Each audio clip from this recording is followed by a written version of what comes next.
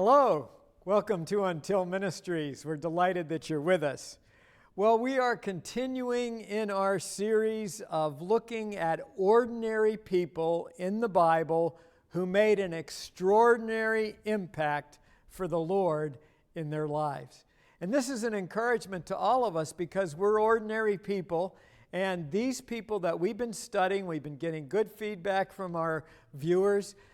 These people are encouragements to us because they're ordinary people as we are ordinary people, and we can be encouraged because we can see how God used them in mighty ways to make a huge impact. And today we're going to be looking at an ordinary person who happens to be, again, unnamed, like our first person was in this series. It's an unnamed, very poor widow. And this very poor widow was commended publicly by Jesus for her service and for her commitment to the Lord Jesus. Now, this story, many of you are familiar with the story of the widow's mite. This story is about giving and giving financially. And so I want to clarify at the very beginning that this has nothing to do with Until Ministries. We do not collect money at Until Ministries. I will never ask you for money. I will never encourage you to send money. We are totally self-sufficient. The Lord provides. And so this is not about swelling the coffers of Until Ministries. This is talking about what our response to God's love should be, and that we should love Him back by giving of our time and talent and our treasure. So make no mistake about it. I'm not trying to get anybody to send me money. We don't accept money. We're not set up to accept money. So this is about us and our relationship to God. It's not about sending money to Until Ministry. So I don't make that very clear at the outset. So we're going to look at three things today. We're going to look at the context, then we're going to look at the contribution, and then we're going to look at the commitment. And we're going to see how this all applies to us. And it's in that theme, remember, of an ordinary person, in this case, an unnamed, very poor widow, who made an extraordinary impact for the Lord. So let's look first of all at the context. And for this, we're going to look at Luke chapter 20, verses 45 through 47. These are the verses right before the story of the widow's mite, so that we can put it in context. And I'll explain it after we read it. Verse 45, Luke chapter 20. While all the people were listening, Jesus said to his disciples, "Beware of the teachers of the law." These were the scribes. Jesus said to his disciples, "Beware of the teachers of the law. They like to walk around in flowing robes, and they love to be greeted with respect in the marketplaces, and have the most important seats in the synagogues, and the places of honor at banquets. They devour widows' houses, and for a show they make lengthy prayers. These men will be punished most severely." Now, those are the words of Jesus. So here we set the context for the story of the widow's mite, and we're looking here at the context of the culture at the time. So here's what's happening in the culture of that time. This little story takes place in the women's open court of the temple. And in that particular court, what was called the women's court, there were 13 trumpet-shaped chests, which were receptacles for alms, for monetary gifts, for the dues to the temple. And each of those 13 chests, if you will, trumpet-shaped chests, were designated for specific purposes. Now, we think Jesus was probably seated on a bench, resting after this discourse that we just read about, where he was criticizing the hypocrisy of the scribes. Jesus was probably sitting on a bench resting after this discourse against the scribes, and he was observing people contributing to the temple treasury. And he was noticing that many rich, very rich people put in large amounts of money. Jesus saw that. He observed the rich putting in large amounts of money. So in the context of what had just taken place, criticizing the scribes, Jesus has exposed the spiritual hypocrisy of the scribes, and now he's going to contrast that to the sincerity of the poor widow. He's going to contrast the sham or fake religion of the scribes. He's going to contrast that to a vibrant, sincere, committed, and loving faith on the part of the widow. The scribes were guilty of being ostentatious, of being greedy, of being hypocritical, of being cheaters. They cheated other people, including widows, financially. They were robbers in that respect, stealing the property of helpless widows. And their lives were spiritually empty. There was nobody home, so to speak. Their lives were spiritually empty. And so Jesus has just accused these scribes of cheating widows out of their property, and now he is contrasting that, and he's demonstrating how widows should be treated. So in other words, Jesus says, here's what these so-called religious scribes that are supposed to be living righteous, spiritual, religious lives, here's what they're doing to widows. Now let me show you how widows really should be treated. They shouldn't be robbed. They shouldn't be cheated out of their property. And so Jesus treated them by helping them, by encouraging them, and recognizing them as examples. So this widow, as an illustration, this widow was treated by Jesus with respect. He helped her, he encouraged her, he recognized as the example that she was. And she's considered an example unto this day. We'll get to that a little bit later. So let me just tell you a little bit about the monetary values at the time so you'll understand the full meaning of the story. So the woman came up after all these rich people dumped in all kinds of huge amounts of money, and she had 2 small Jewish copper coins. 2 small Jewish copper coins. And these copper coins were worth approximately 1/8 of 1 cent. So the 2 together would be like 1/4 of a cent. And even with 2,000 years of inflation, even in today's inflated values, we're talking a very tiny amount of money. After all, if it was only 1/4 of a cent then, it's not going to be much more than 50 cents or less than $1 now. It was a very small amount of money. And moreover, we're told in the story by Jesus that it was all that this poor woman, and the Greek word that's used for poor there really emphasizes this is abject poverty. This woman is very poor, and all she had left to her name was pocket change, if you will. That's all she had to live on. And what does she do? She gives it all to the Lord. She gives it all to the Lord from her heart.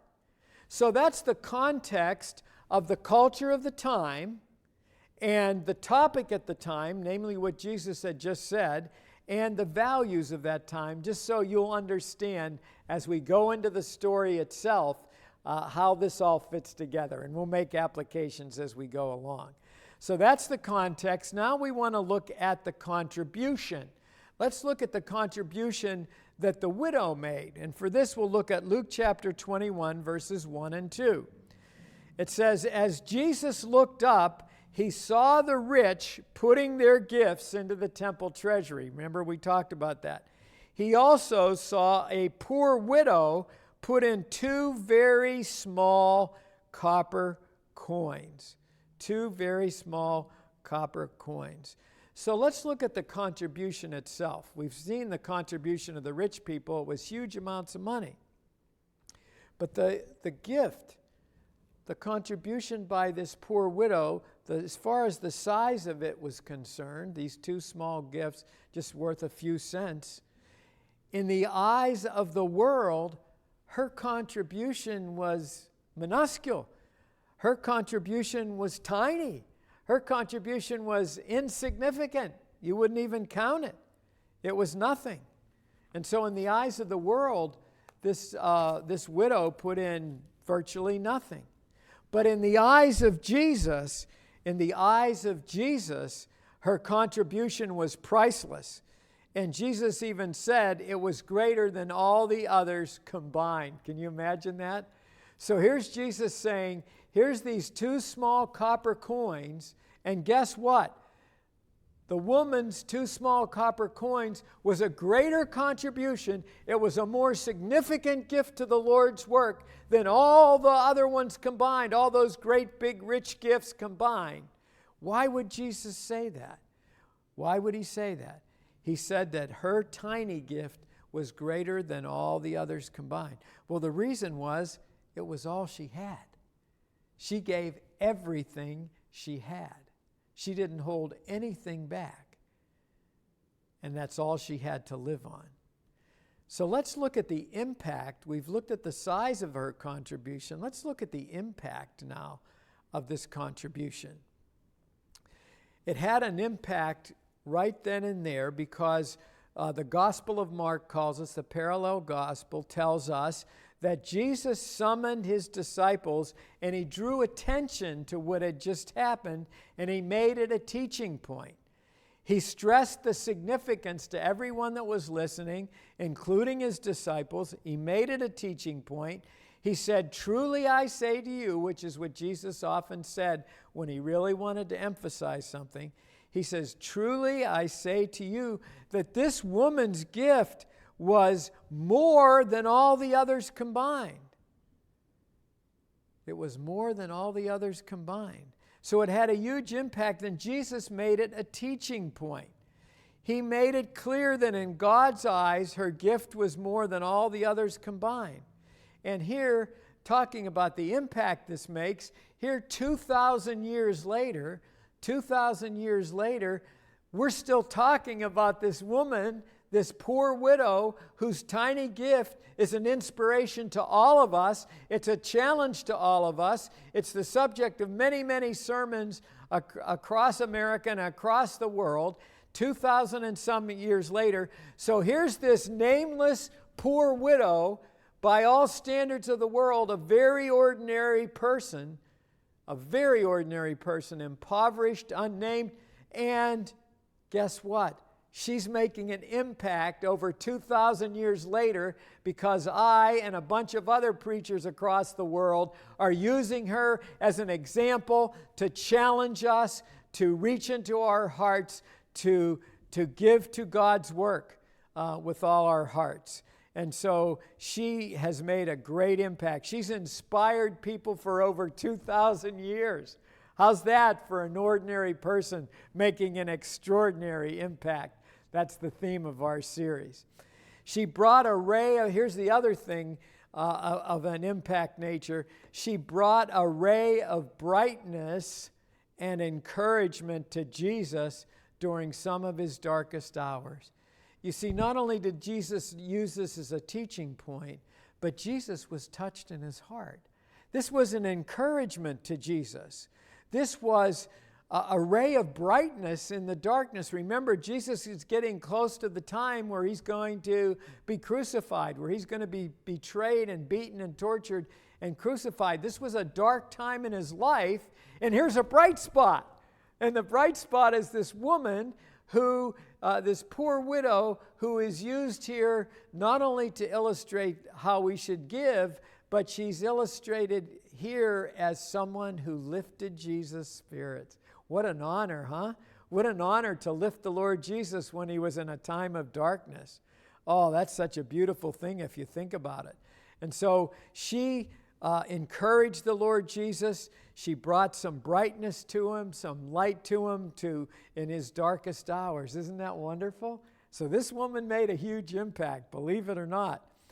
And so at the same time, Jesus recognized her and he commended her and he praised her in front of all the people and his disciples. He encouraged her. He held her up as a positive example and said, watch what's happening here. So Jesus brought light and brightness into the widow's life in her dark hours of poverty, just as she brought light and brightness to the Son of God during his dark hours as he was facing the cross. You see that mutual encouragement? You see that mutual lifting, that mutual love, that mutual encouragement? That's what it's all about. That's what you and I are supposed to be doing with other Christians. We're supposed to be lifting them. We're supposed to be encouraging them. We're supposed to be bringing a ray of light and brightness into their lives when there's dark times. And so Jesus and this woman show beautifully how they lifted one another. And that's just shows, the tremendous impact that this woman made, an extraordinary impact by an ordinary person just like you and just like me. So, we've looked at the context, we've looked at the contribution, and we'd like to finish up our message now with the commitment. And for the commitment, we're going to look at verses 3 and 4 of Luke chapter 21, and then I'm going to make some principles that talk about our giving. And again, we're talking about giving of our time and our talent and our treasure, so we are talking about financial gifts, but it's not for the benefit of Until Ministries. We don't take any gifts or any money. So I don't want to be misunderstood, and I know that's repetition, but it's important.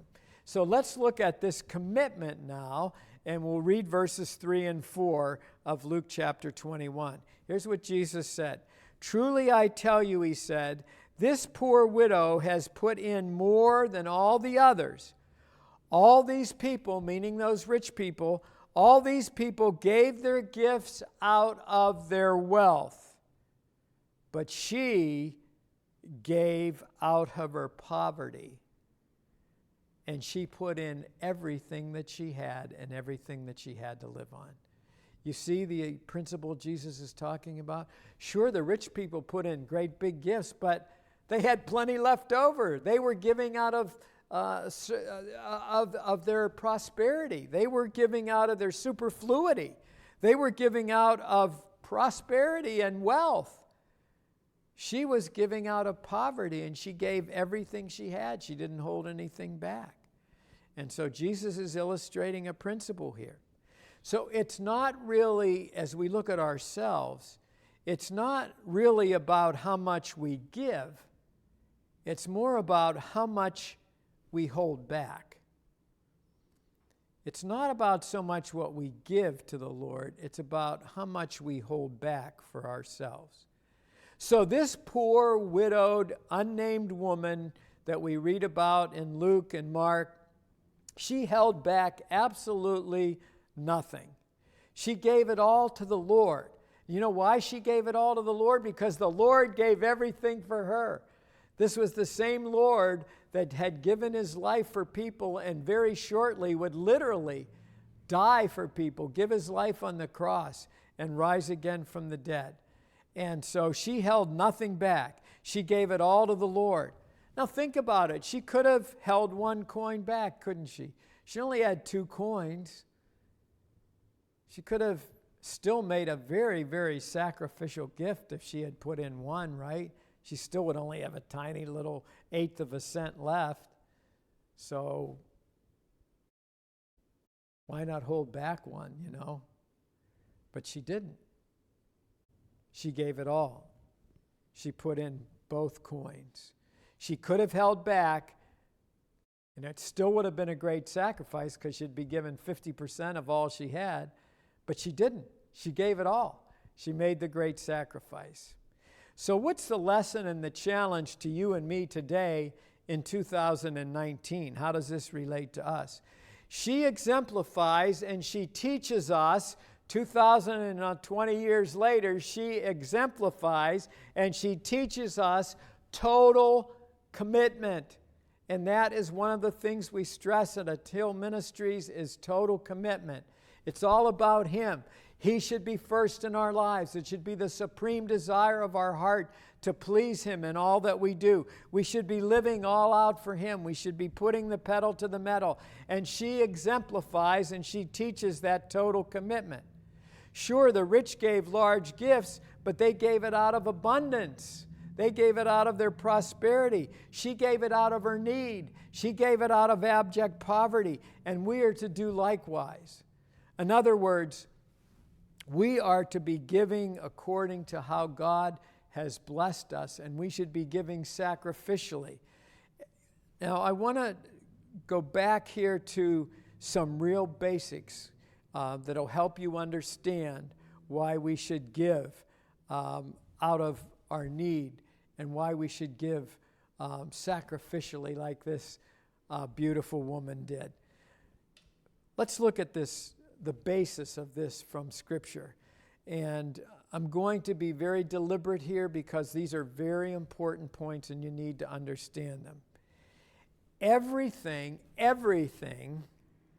that we are, everything that you are, and you over here are, and everything that I am, everything we are, and everything we have, everything you have, and you have, and you have, and I have, everything we are and everything we have belongs to God. It belongs to God. It is God's. He owns everything. And we are to be His stewards or His managers, and we are accountable to Him to be faithful. So whatever way God has blessed you financially, or He's blessed you with abilities, or He's blessed you with opportunities, you will be held accountable before God as to how you manage that. And so will I. I will be held accountable for how I managed God's money. I will be held accountable for how I managed God's time. And I will be held accountable for how I managed the talents that God gave me and put inside of me. We're all accountable to God. We're His stewards. We're His managers. And God calls us to be cheerful and generous givers of our time and talent and treasure. Let me repeat that. God calls us to be cheerful and generous givers of our time and our talent and our treasure for His glory and for use in spreading the gospel near and far. So if we look at that basic premise that everything we are and everything we have belongs to God, and then we are His stewards, we are His managers, and He's calling us to be cheerful and hilarious givers, generous givers. The Greek word that's translated cheerful there literally means hilarious. That means we should really have fun and enjoy and be so happy in our giving. Does that sound how you give? Does that sound how I give? Are we hilarious givers? Are we generous givers? Are we cheerful givers? And remember, it's of our time, it's of our talents, and it's of our treasure. It's about the money that He's given us, the talents that He's given us, and it's about our time. Somebody may be saying, well, I'm a really busy person. I got this and I got that and I got blah, blah, blah, and on and on. I don't have time for God. Well, guess what? Everybody gets 168 hours a week. We're all equal like that. All of us get 168 hours a week. That's it. And so we all get the same amount of time. And it belongs to God. So we have to use it for God's glory, like we use our talents and our treasures. So when we talk about giving financially to the Lord's work, we should be looking at that as an act of worship. When you give money to the cause of God, when you give money to spread the gospel throughout the world and throughout the United States, when you give money to spread the gospel, when you give money to do God's work, that is an act of worship. It's not an obligation. It's not a ritual. It's not something that you should feel obligated to do because the offering plate passes down your row. No, it's an act of worship. It's a response to God's love. It's a response of praise and worship, and it's our showing our love. It's an expression of love. When you give money to the Lord, it's an expression of your love. It's not an obligation or a ritual. And so if somebody asks you how much you love God, could you answer the question by showing them your checkbook? That's one way we show our love for God, isn't it? So if you drop $1 in the plate on Sunday morning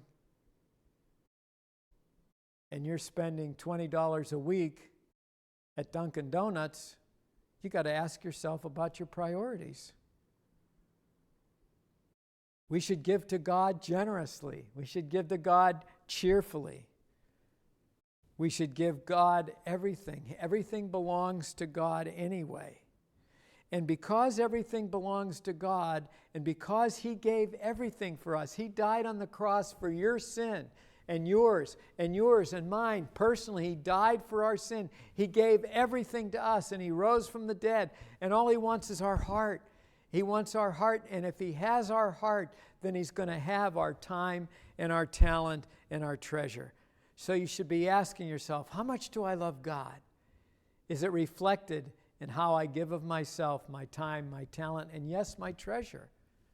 You can learn a lot about where someone's heart is by looking in their checkbook.